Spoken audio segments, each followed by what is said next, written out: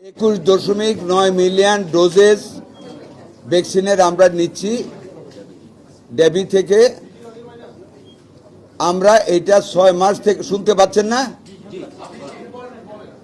6 মাস থেকে 10 বছর পর্যন্ত বয়স গ্রুপটাকে আমরা কভার করব।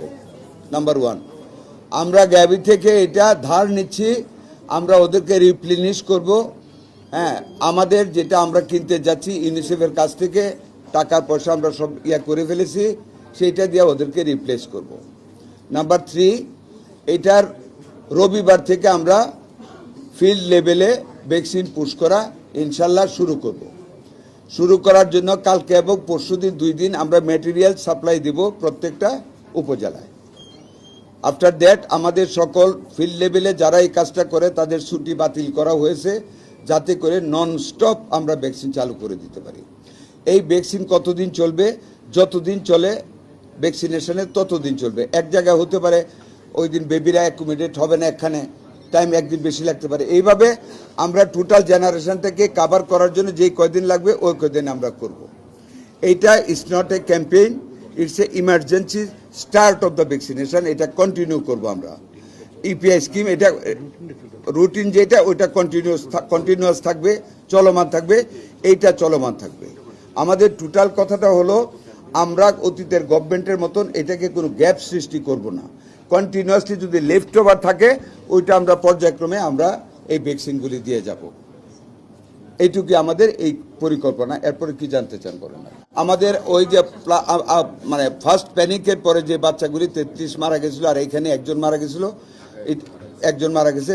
Total death in the country I think এটা not more than 40. Inshallah, we have been able, by the graces of Almighty Allah, to arrest the emergency situation by supplying ventilators. আমরা অনেকগুলি ventilator, যেটা অভাব ছিল, আমাদের চেষ্টার কোনো ত্রুটি নেই বর্তমান সরকারের, আমরা ভেন্টিলেটর সাপ্লাই দিয়েছি, রুগীদের আমরা ইমার্জেন্সি ট্রিটমেন্ট দিচ্ছি।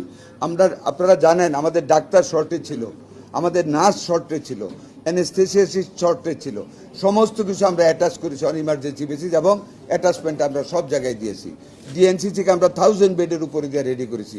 মানিকগঞ্জে আমরা আইসিইউ নতুনভাবে 8 বেডের আমরা করেছি, পদ্মার ওপারের রোগীর জন্য আমরা করেছি। প্রত্যেক জায়গায় আমরা we are facing the problem, but we are able to face the problem. এবং আমরা সার্থকতার সাথে আমাদের সম্মানিত ডাক্তাররা চেষ্টা করে যাচ্ছেন, স্টাফরা চেষ্টা করে যাচ্ছেন, আমরা চেষ্টা করে যাচ্ছি।